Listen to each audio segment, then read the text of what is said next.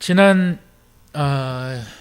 10일 그 경기도 시흥경찰서에서 여러분들도 이미 뉴스를 통해서 많이 보도를 보셨고 들으셨을 것입니다.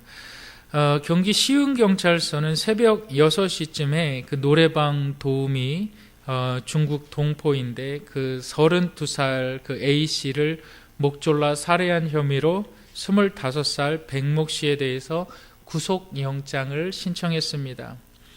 백 씨는 그 경찰 조사에서 그 동기가 살해 동기가 뭐냐라고 물었을 때에 A 씨에게 키스를 하려 그러다가 A 씨가 발로 걷어차면서 거부하자 순간적으로 화가 났다는 거예요. 순간적으로 화가 나서 목을 졸라서 그 여자를 살해했다 이렇게 말합니다. 순간적인 화를 이기지 못해서. 오늘 운전을 많이들 하고 오셨을 텐데 운전하다 보면 순간적으로 화가 날 때가 참 많이 있습니다. 요즘 보복 운전에 대해서 경찰의 강한 제재가 또한 있습니다. 저도 운전을 하다 보면 순간적으로 저 앞차를 그냥 받아버릴까 뭐 그런 생각이 들 때가 많이 있어요. 제가 그 앞차를 받아버리면 어떻게 될까요? 경찰서 가겠죠. 경찰서 가면 어떻게 될까요? 뭐 조사하고 뭐 또 망신이란 망신은 다 당하겠죠. 여러분, 우리가 순간적으로 이 욱하는 것을 참지 못하는 상황들이 너무나도 많이 있습니다. 오늘날 현대를 살아가는 사람들이 이 분노를 참지 못하고 분노를 폭발시켜서 더욱더 악한 상황으로 만들어갈 때가 많이 있습니다. 직장에서 업무 때문에 받는 분노가 있어요.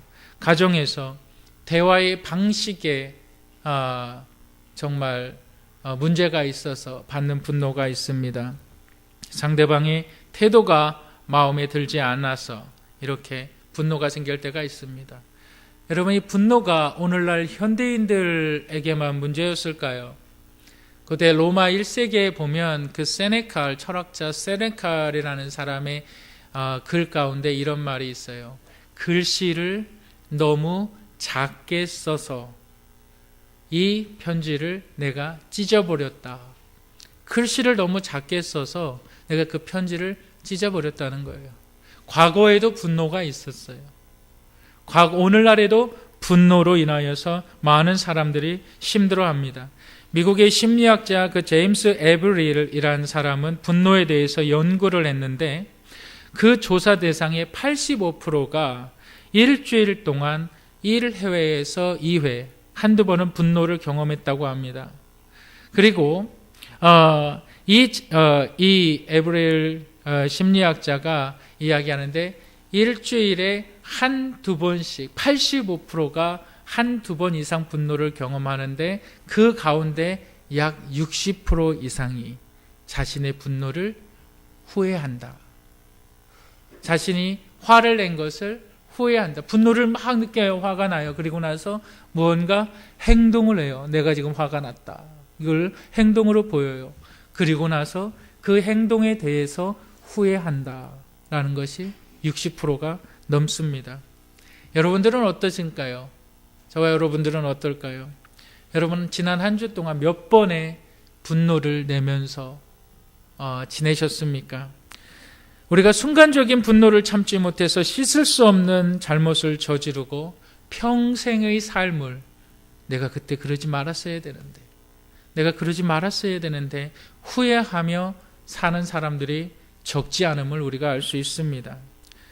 내가 순간적인 분노를 참지 못해서 때로는 내 자녀에게, 어제 뉴스를 보니까 정말 경기도 평택에서 7살 난 아이를 정말 말하기도 참으로 안타까운 살해한 그 부모들이 있어요. 내가 순간적인 분노를 참지 못해서 내가 이러한 행동을 해요. 그리고 그 행동이 평생토록 나에게 올무를 가져다 줘요. 과거의 그 행동 하나로 내가 참으로 지금까지 힘든 생활을 살고 있지는 않습니까? 나의 잘못된 행동 하나 때문에. 그 사람들에게 물어봐요. 정말 당신에게 있어서 가장 큰 소망이 있다면 무엇입니까? 그랬을 때 내가 시간을 좀 되돌렸으면 좋겠다. 내가 좀 과거로 한번 돌아갔으면 좋겠다. 아니, 내가 화내지 않았던 그 시간으로 좀 돌아갔으면 좋겠다. 이 말은 뭘까요? 인생을 후회한다, 이 말이에요. 내가 지금까지 살아온 인생을 후회한다, 이 말이에요. 후회한다고 해서 내 시간을 절대적으로 되돌릴 수는 없습니다. 그런데 오늘 저와 여러분들이 함께 읽은 하나님의 말씀을 보면 후회하지 않는 인생을 살 수 있는 비결을 하나님께서 말씀해 주셨습니다. 오늘 저와 여러분들이 함께 나눌 하나님의 말씀을 통해서 후회하지 않는 인생을 사시는 저와 여러분들이 되시기를 주님의 이름으로 축복합니다. 여러분, 후회하지 않는 인생을 살기 위해서 첫 번째로 우리가 반드시 기억해야만 하는 것은 하나님께 피해야 합니다. 하나님께 피해야 합니다. 우리 본문 1절부터 3절을 우리 다 같이 한번 읽어보도록 하겠습니다. 시작. 이르시되 이스라엘 자손에게 말하여 이르기를 내가 모세를 통하여 너희에게 말한 도피성들을 너희를 위하여 정하여 부지 중에 실수로 사람을 죽인 자를 그리로 도망하게 하라. 이는 너희를 위해 피해 보복자를 피할 곳이니라. 여러분, 모세를 통해서 이스라엘 백성들은 이제 여호수아와 함께 가나안 땅을 정복하고, 또한 가나안 땅을 정복한 이스라엘 백성들은 이제 가나안 땅을 각 지파대로 분배를 했습니다. 아마 우리 영생교회에서 지금 계속 하고 있는 성경 읽기에 따르면 여러분들 여호수아가 다 끝났을 거예요. 이제 월요일부터는 마태복음이 시작될 것입니다. 여호수아, 이제 하나님께서 모세를 통해서 이스라엘 백성들을 출애굽시키십니다. 그리고 여호수아를 통해서 이스라엘 백성들이 가나안 땅에 들어가게 합니다. 가나안 땅에 들어가서 이제 이스라엘 백성들이 하나님께서 주시마 약속하신 그 가나안 땅을 이제 다 차지합니다. 그리고 나서 각 지파대로 이스라엘 백성들은 그 가나안 땅을 분배합니다. 이제 이스라엘 백성들에게 남은 하나의 과업이 있어요. 그것은 뭐냐면 가나안 땅에 정착해 살면서 하나님의 선민으로서의 백성답게 사는 것이었습니다. 이제 하나님의 모세를 통하여 약속하신 것을 이스라엘 백성들이 다 이루었어요. 이제 그들에게 남은 하나의 과업이 있는데 그 과업이 뭐예요? 하나님의 백성답게 사는 거였다는 것입니다. 여러분, 이를 위해서 하나님께서 일찍이 이스라엘 광야에서 생활하는 동안 가나안 땅에서 갖추어야 할 각종 제도, 각종 체제, 사회 규범, 모든 율법을 제시해 주었습니다. 여러분, 본문에 기록한 것이 뭐냐면 도피성, 피난처, 이스라엘 백성들에게 있어서 사회보장 제도였습니다. 사회보장 제도. 도피성이란 말을 그 히브리어로 이렇게 얘기합니다. 아레미클라트라는 말에 히브리어로. 이것이 도피성이라는 말 뜻이 뭐냐면 끌어들인다. 끌어들이는 성이라는 거예요. 잘못한 사람을 끌어들인다라는 것이 도피성의 뜻입니다. 하나님께서 여호수아에게 이 도피성을 몇 개를 만들어라 라고 얘기하십니다. 몇 개를 만들려고 얘기하시냐면 6개를 만들라고 이야기하십니다. 우리 7절과 8절에 보면 게데스, 세겜, 헤브론, 베셀, 길르앗, 라못, 바산, 골란, 이렇게 해서 6개의 도피성이 나옵니다. 이스라엘 백성들에게 하나님께서 왜 6개의 도피성을 만들라 하셨냐면 이스라엘 백성들이 거주하는 지역에서 최소한 하루나 반나절이면 그 도피성에 도달할 수 있어야만 됐어요. 왜 그럴까요?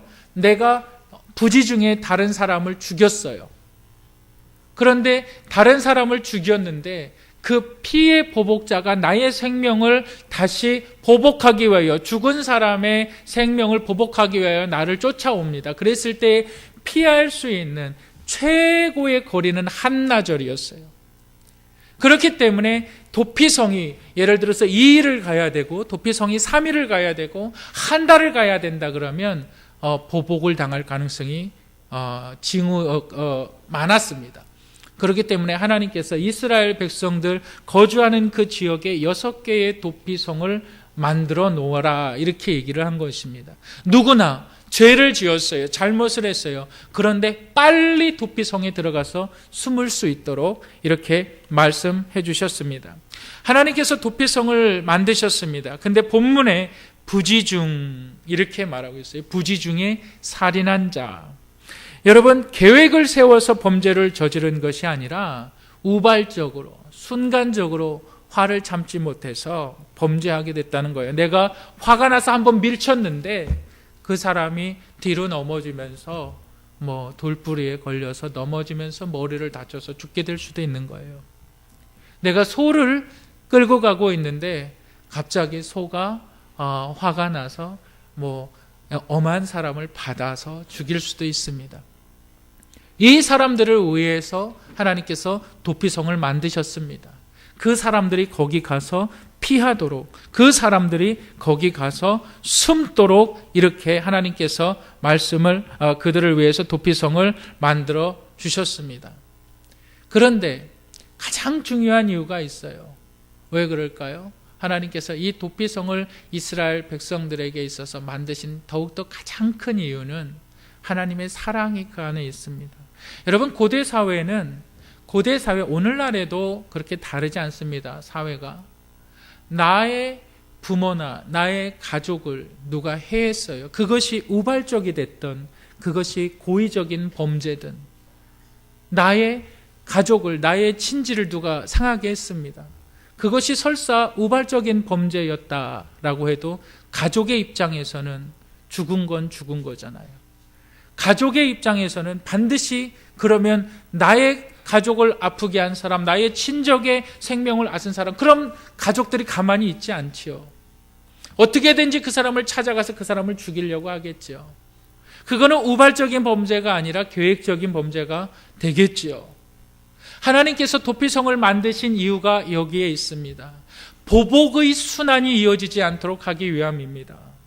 범죄가 이스라엘 백성들 가운데 퍼져나가지 않게 하기 위하여서 하나님께서 도피성을 만드신 것입니다. 우발적으로 사람을 죽였어요. 근데 죽임을 당한 그 친족들이, 가족들이 들고 일어납니다. 우발적으로 죽였던, 어떻게 죽였던 내 사랑하는 사람이 죽었지 않느냐? 그러면 그 사람의 생명을 내가 치워야 되겠다. 막 그 사람의 생명을 앗으려고 합니다. 빼앗으려고 합니다. 그 사람은 도피성으로 도망가야만 했습니다. 도피성에 가면 그 사람의 생명이 보장되는 거예요. 그 사람이 안전하게 거기에 거할 수 있는 겁니다. 누구로부터요? 피해 보복자들로부터요. 여러분, 이 피해 보복자가 생명을, 부지중에 실수한 사람이 생명을 앗은 사람을 또 가서 보복을 합니다. 그러면 또 보복을 당한 사람은 우리 가족이 일부러 그런 것도 아닌데 우연히 그런 건데 너희들이 어떻게 그럴 수가 있느냐? 또 보복을 하겠지요. 보복이 보복을 낳겠지요. 보복이 보복을 만들어가는 사회, 선한 하나님의 백성들의 삶이 될 수가 없었습니다. 그래서 하나님께서 도피성을 만드신 거예요. 여기로 피해라. 여기로 피해라. 우리 창세기 3장 9절을 한번 보여주시겠습니다. 우리 3장 9절을 한번 읽어보시도록 하겠습니다. 우리 다 같이 한번 읽어보도록 하겠습니다. 시작. 여호와 하나님이 아담을 부르시며 그에게 이르시되 내가 어디 있느냐. 여러분, 창세기 3장 9절에 보면 저와 여러분 다 아시다시피 하나님의 명령을 어기고 선악과를 따먹은 아담과 하와가 여호와의 낯을 피하여 숨는 사건이 기록되어져 있습니다. 죄를 범한 아담과 하와가 두려워서 하나님의 낯을 피했습니다. 왜 그럴까요? 해서는 안 될 일들을 했기 때문입니다. 그들이 받을 형벌이 두려웠기 때문입니다. 그래서 그들은 숨었어요. 하나님이 그들에게 찾아오셨어요. 하나님이 그들에게 찾아오셔서 첫 번째 하시는 말씀이 야 아담아, 야 하와야, 내가 너희를 얼마나 사랑하는데 너희들은 내가 먹지 말라고 한 그 선악과를 먹었느냐? 도대체 너희들은 왜 내가 하지 말라는 그 일을 했느냐? 하나님 이렇게 말하지 않으셨습니다. 하나님 뭐라 그러십니까? 9절에서 하시는 말씀이 내가 어디 있느냐? 왜 숨었느냐? 하나님이 모르셔서 이 말씀을 하실까요? 그들이 선악과를 따먹은 그 죄를 하나님이 모르셔서 이 말씀을 하실까요? 아니요. 하나님은 본질 자체가 사랑이십니다. 은혜, 본질 자체가 하나님의 은혜입니다. 이 은혜의 하나님이 범죄한 자들을 먼저 찾아오셨다는 거예요. 그리고 나서 마르지 아니하는 무화과 나뭇잎으로 엮은 그들의 옷을 대신해서 하나님께서 가죽옷을 그들에게 지어 주셨다는 거예요. 그들의 수치를 하나님께서 덮어주셨다는 거예요. 먼저 우리에게 죄를 묻는 분이 아니십니다. 너 왜 이렇게 했느냐? 너 왜 이렇게 했느냐? 왜 내가 하지 말라는 것을 하였느냐? 먼저 그것을 묻는 것이 아닙니다. 너희들 어디에 있느냐? 여러분, 하나님께서 우리의 삶의 도피처를 제공해 주셨습니다. 여러분, 우리의 삶의 도피처가 어디일까요? 여러분, 교회입니다. 교회에 나와서 기도하시기를 주님의 이름으로 축복합니다. 우리의 삶의 도피처는 교회예요. 기도의 자리예요. 내가 기도 아무 데서나 할 수 있지 않느냐? 내가 기도 아무 데서나 내가 내 방에서 내가 새벽 기도를 못 나와요. 내가 그냥 방에서 기도하면 됐지. 저는 그 말 절대 안 믿습니다. 집에서 공부하는 것과 도서관에서 공부하는 것하고는 차원이 다릅니다. 아무리 집에서 공부를 열심히 하려고 해도 웬만한 의지가 있는 사람 아니면은 공부를 집에서 잘 할 수 없습니다. 왜 그럴까요? 온갖 유혹거리들이 많이 있어요. 그런데 공부의 분위기 속에 들어가면 공부가 됩니다.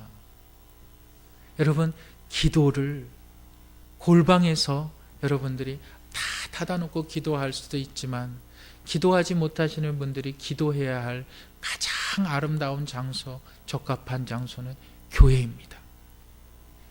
교회에 와서 기도하시길 바랍니다. 우리 요한일서 1장 8절 9절 한번 다 같이 읽어보시겠습니다. 우리 스크린을 봐주시기 바랍니다. 읽어보겠습니다. 시작.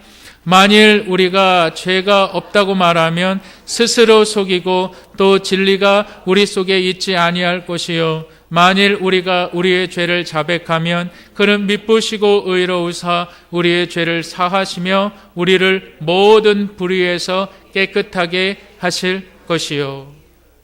우리의 지난날의 잘못으로 후회하는 인생을 살지 마시길 바랍니다.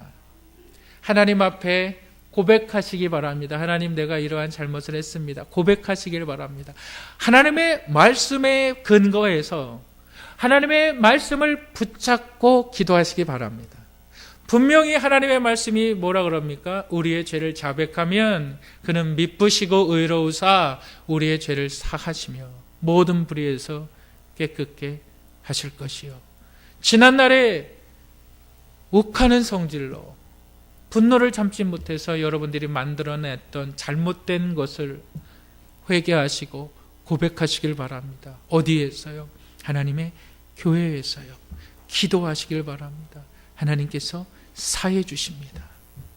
이것이 후회하지 않는 인생의 첫 번째라는 사실을 믿으시기 바랍니다. 두 번째로, 후회하지 않는 인생을 살기 위해서는 영적 공동체에 속해 있어야 합니다. 영적 공동체에 속해 있어야만 합니다. 우리 본문 4절과 5절을 다 함께 읽어보도록 하겠습니다. 시작.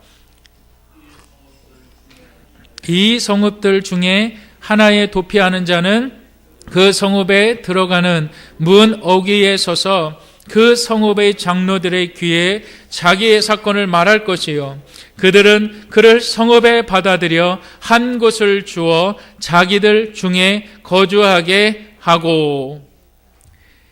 여러분, 부지 중에 살인을 저지른 사람은 반드시 도피성으로 피해야만 했는데 이 도피성으로 피한 사람을 판단할 수 있는 사람들이 바로 장로들이었어요. 장로들이 이 도피성에 피한 사람의 이야기를 듣습니다. 이 사람이 고의적으로 했느냐, 이 사람이 계획적으로 했느냐. 그랬을 때에 고의적이 아니고 정말 실수로 우발적으로 정말 순간에 그 화를 참지 못해서 때로는 그 화와 상관없이 정말 하나의 잘못된 행동으로 그렇게 실수를 했다 그러면 장로들은 그를 보호해야 한다는 명분을 이스라엘인들에게 선포합니다. 우리가 이를 보호하겠다 이렇게 말을 합니다. 여러분, 이 도피성은 여호와 하나님께서 세우신 영적 공동체였습니다.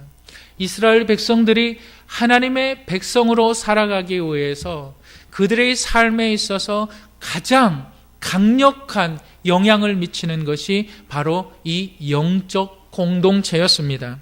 오직 하나님의 말씀을 따라 살아가는 사람들입니다. 이 영적 공동체엔 선택받은 이스라엘 백성들의 삶을 이끌어 나갔습니다.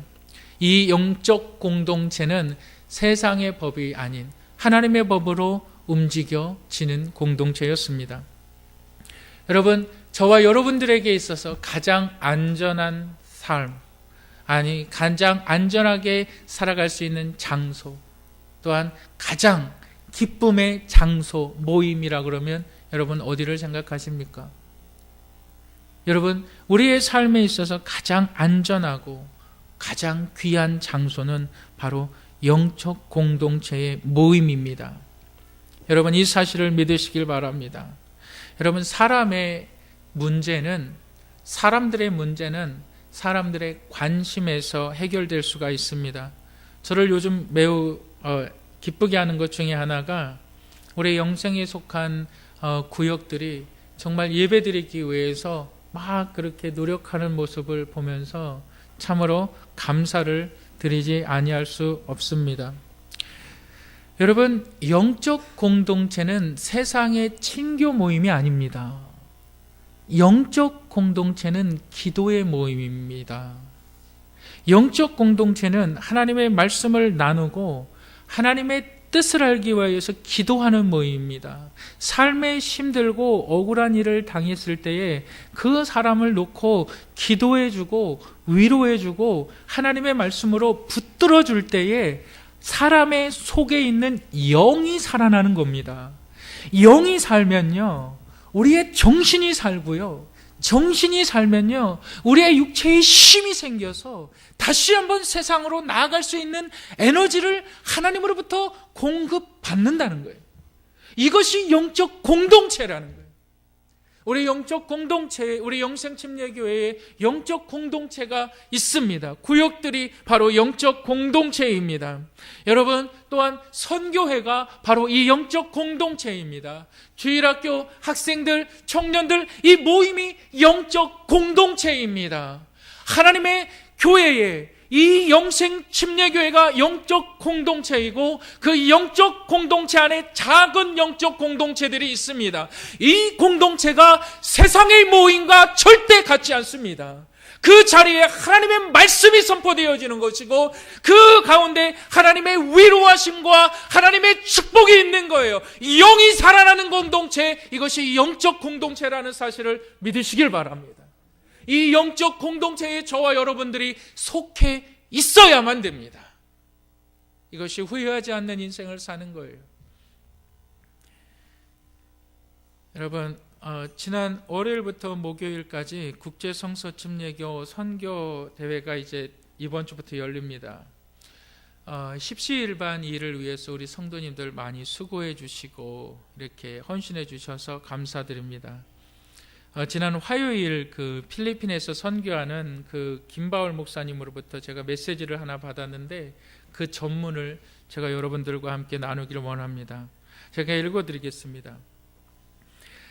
하나님이 도와주셨습니다. 그리고 기적이 일어났습니다. 1989년부터 로고스 사역을 섬기는 말빈 사역자는 이번 선교대회에 참가하고 싶은 마음이 간절했습니다. 그 이유는 필리핀에서 평생 복음의 씨앗을 뿌린 김원배 선교사의 삶과 사역을 한국 교회에 나누면서 그동안의 기도와 후원에 감사를 전하고 싶었기 때문입니다.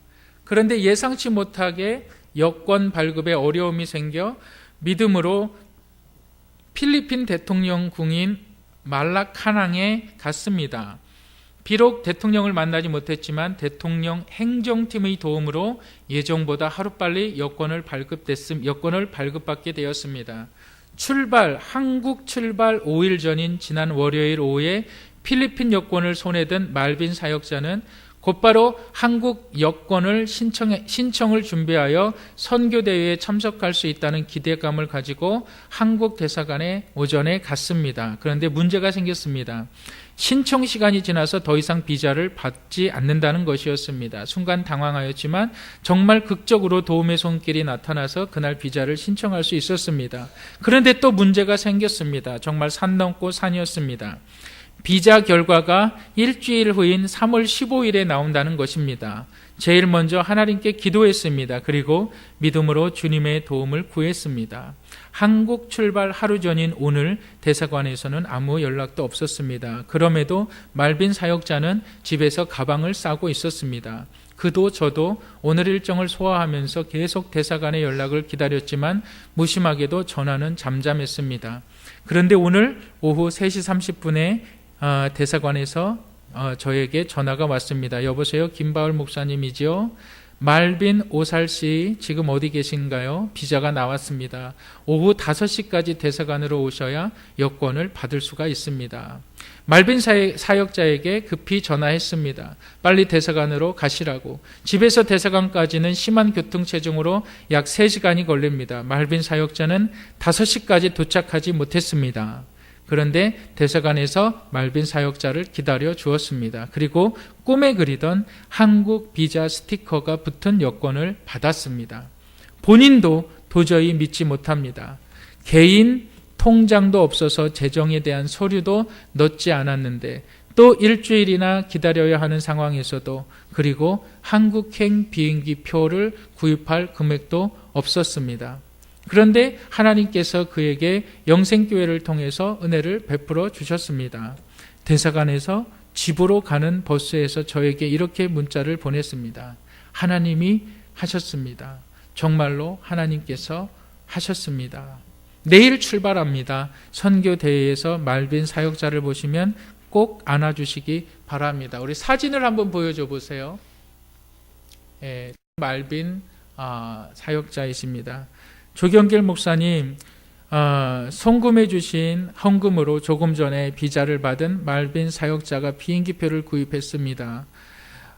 영생침례교에서 보내주신 헌금으로 재정적으로 어려운 상황에서 비행기 티켓을 구입하지 못하신 목사님들을 돕겠습니다. 세계 선교대회에서 그분들을 목사님께 인사시켜드리도록 하겠습니다. 여러분, 영적 공동체는요, 하나님의 일을 이루어 나아가는 공동체입니다. 우리 영생침례교회가 하나님의 기적을 이루는 교회라는 사실을 믿으시기를 바랍니다. 우리 영생침례교회가 하나님의 음성을 듣고 하나님의 뜻대로 움직이는 교회라는 사실을 믿으시기 바랍니다. 여러분, 우리의 영생의 공동체, 하나님의 은혜를 체험하는 공동체입니다. 우리의 선교회가 그렇고요. 우리의 구역들이 그렇고요. 우리의 전도팀이 그렇고요. 우리의 학생들, 청년들 모든 세상의 모임으로 착각하지 마시길 바랍니다. 맛있는 거 먹고요. 즐겁게 떠들고요. 서로 교제하고요. 영적 공동체가 아닙니다. 영적 공동체는요, 기도하는 공동체고요. 하나님의 말씀으로 힘을 얻는 공동체고요. 회복되는 공동체고요. 하나님의 말씀의 뜻을 깨달아 세상 가운데 나아가는 공동체고요. 이 영적 공동체에 속하는 자는 결코 후회하는 인생을 살 수 없다는 사실을 믿으시길 바랍니다. 마지막으로 후회하지 않는 인생을 살기 위해서는 받은 은혜를 되새겨야만 합니다. 받은 은혜를 되새겨야만 합니다. 우리 본문 6절을 다 같이 한번 읽어보도록 하겠습니다. 사진 보여주지 않으셔도 됩니다. 본문 6절을 다 같이 한번 읽어보겠습니다. 시작.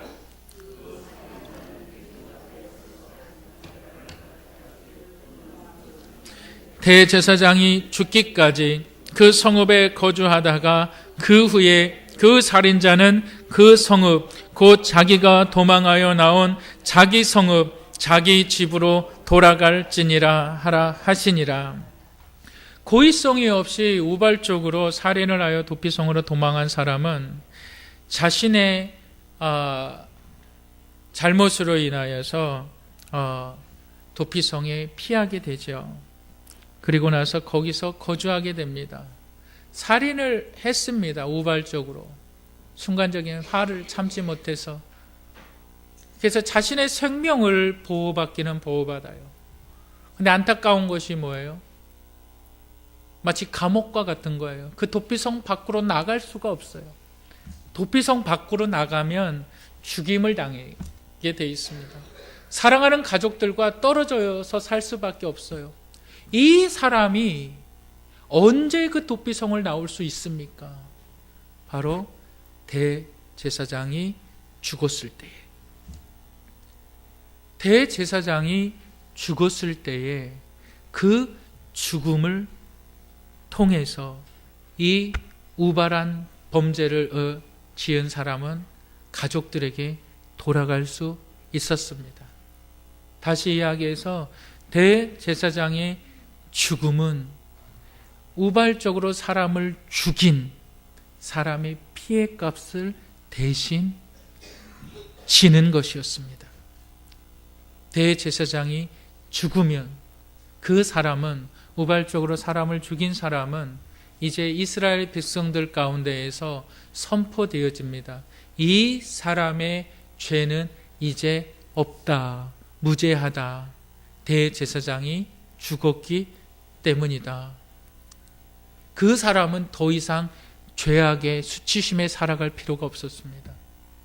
더 이상 자기의 죄로 인하여 내가 매일매일 험난한, 매일매일 정말 기름 못 피고 살아갈 필요가 없었습니다. 죄책감에 살아갈 필요가 없었습니다. 새로운 인생을 부여받은 것이었어요. 우리가 예수 그리스도를 이야기할 때 예수 그리스도는 우리에게 대제사장이라고 이야기합니다. 시브리서에 보면 우리에게 있는 대제사장은 우리의 약함을 체휼하시는 분이 아니라고 기록하고 있습니다. 구약의 대제사장이 생명을 살리는 이 역할을 하셨습니다. 그리고 그것이 신약에 와서 우리에게 있는 대제사장이 누굽니까? 바로 예수 그리스도이십니다. 예수 그리스도께서는 어떠한 죄도 저지르지 않으셨습니다.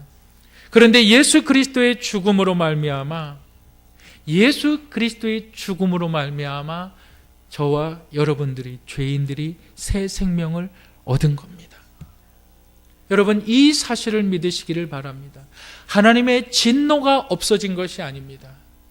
하나님의 형벌이 우리를 피해간 것이 아닙니다.